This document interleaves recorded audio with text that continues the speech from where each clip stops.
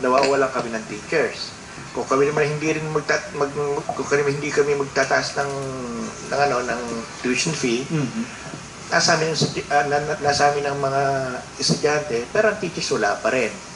Ang sitwasyon kasi talaga, basta makapasa sa let na yung mga teachers, lumilipat na sa public schools.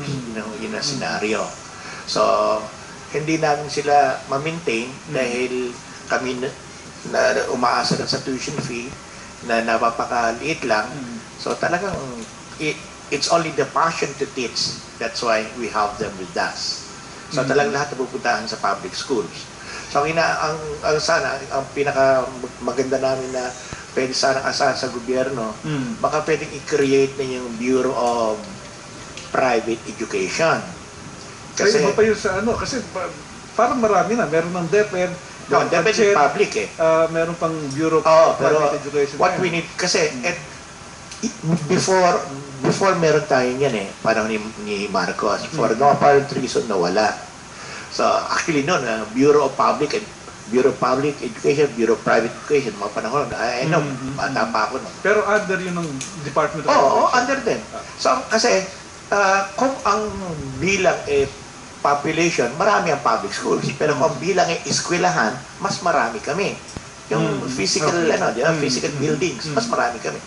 And secondly, ang medyo na-assign lang sa bawat association ng private school, sa bawat distrito, isang supervisor na ang kanyang training naman sa public school.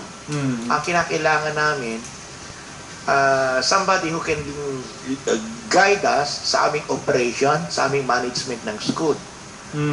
Yun ang problema namin. Nawawala. Ang binibigay sa amin, supervisor na minsan, kumbaga, siyang assign sa scouting, siyang assign sa nutrition, tapos assign pa siya sa, kumbaga, sa math.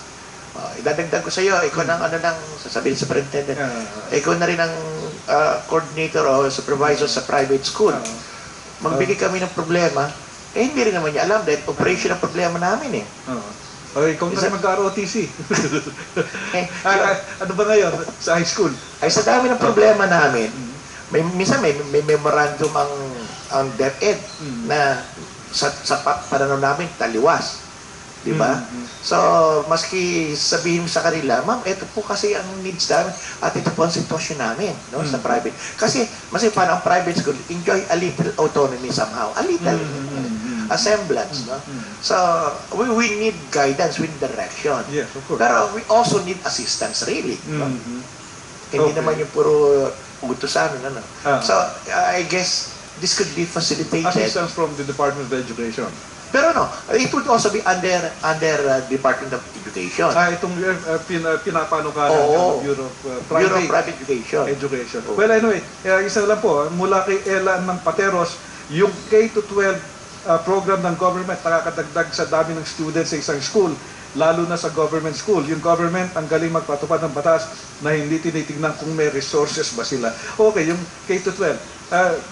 Problema nga ba ito? Dahil, of course, sa mga magulang, yun ang reklamo nila. Una-una, dagdag gastos, may sapat ba tayo mga eskwelahan or classrooms, kung yung pinag-usapan yung mga public schools. At, pero sinasabi naman ng gobyerno, kailangan yan para sa quality ng education. Pero, ewan ko lang kung ano. Maganda po yung punto ng ating viewer. Kung ngayon, sinasabi inaamin ng DepEd na may problema ng congestion sa mga schools sa NCR, paano pa kung magpapatupad na nung additional 2 years of high school?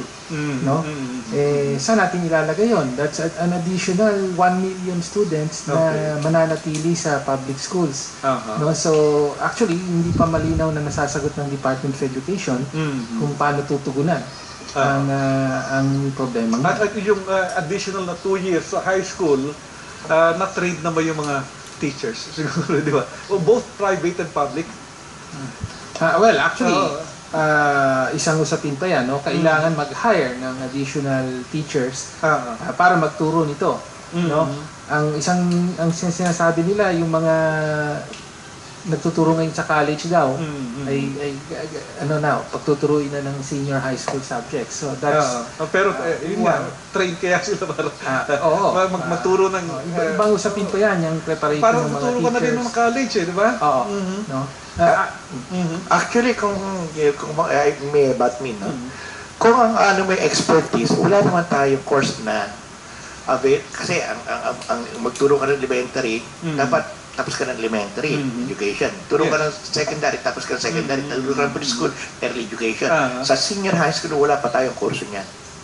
So if you're after the expertise of a teacher who's going to handle subjects here, you would never find that yung mga teachers na gano'n. Kung kailangan, at least may nakakapagturo din sa college.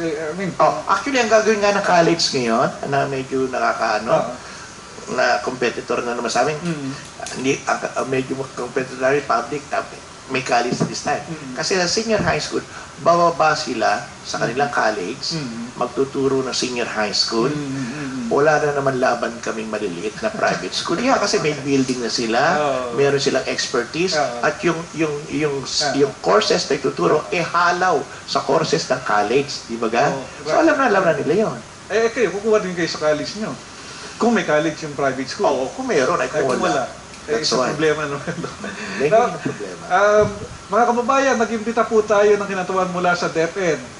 Pero natakot ata kay Congressman Tigo, hindi sumipot yung regional director ng DepEd. Umuwi. Lalong-lalo na, ang ganda ng panukala ni Congressman Tino. Halimbawa, yung mga private schools na magsasara na o hindi ginagamit, baka pwede pa upahan sa public schools, no? At gawing public public school classroom, no? At ganun mga panukalan. Marami sanang dapat sagutin ng DepEd. Kaugnay po na naging talakayan. Pero anyway, maraming salamat po sa ating mga panauhin ngayong hapon. Si Congressman Antonio Tino ng Alliance of Concerned Teachers at si Mr. Eliasardo Casilag ng Federation Association of Private Schools and Administrators of PAPSA. Maraming salamat po sa inyong salamat. Salamat. Okay, hanggang sa muli po sa ating pasada sa Istrenta, Henry Umaga Diaz po sa ngalan na hindi na nakabalik si Jingkas, yung ating partner. May trabaho po kasi may hinahabol.